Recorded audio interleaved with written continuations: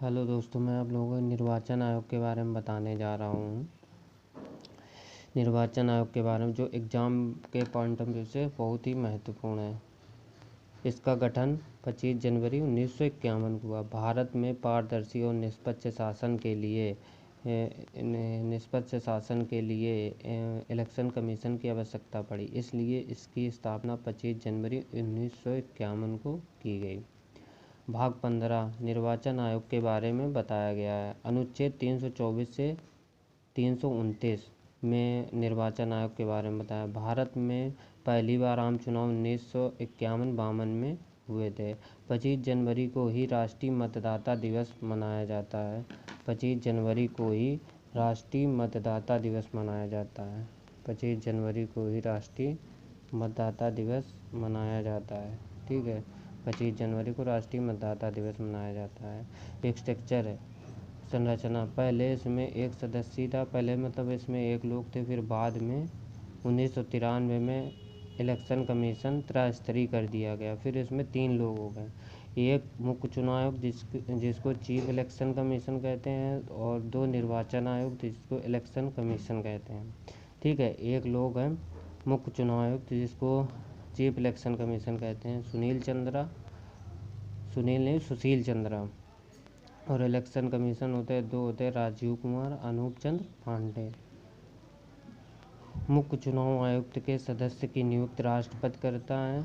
ठीक है, राष्ट्रपति करता है। इसका कार्यकाल 6 वर्ष से 65 वर्ष तक होता है। इसका कार्यकाल 6 वर्ष से 65 वर्ष तक होता है। ठीक है, इलेक्शन कमीशन की सैलरी सुप्रीम कोर्ट के न्यायाधीश के बराबर होती है। इस समय सुप्रीम कोर्ट की न्यायाधीश की सैलरी 2.5 लाख रुपए है, और ये भारत के संचित निधि से सैलरी प्राप्त करता है। इलेक्शन कमीशन की शपथ का भारत के संविधान की अनुसूची 3 में बताया गया है।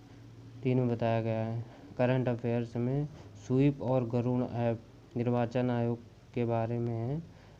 इसका उद्देश्य है वोटर में जागरूकता बढ़ाना। ठीक है, वोटर में जागरूकता बढ़ाना। ठीक, वोटर में जागरूकता बढ़ाना।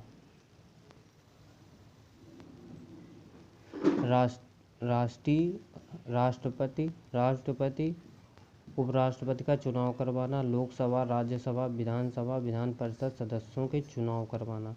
मतलब इसमें यही सभी लोगों के चुनाव होते हैं। राष्ट्रपति, उपराष्ट्रपति चुनाव करवाना, चुनाव में डेट निकालना, चुनावी खर्चों की निगरानी रखना, आचार संहिता लगाना और पालन करना।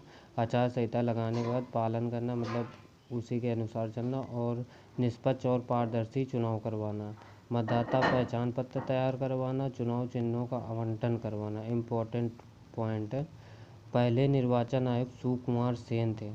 ठीक है, देश की पहली महिला मुख्य चुनाव आयुक्त रामा देवी हैं।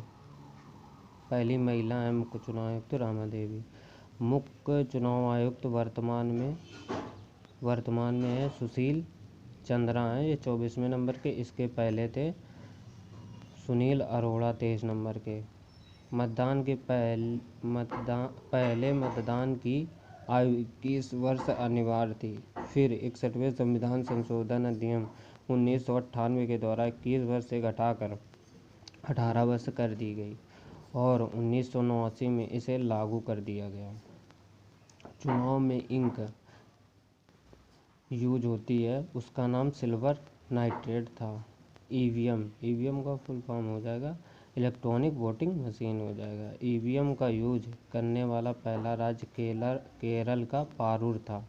इसमें 50 लोग थे। संपूर्ण चुनाव ईवीएम से कराने वाला पहला राज्य गोवा था 1999 में।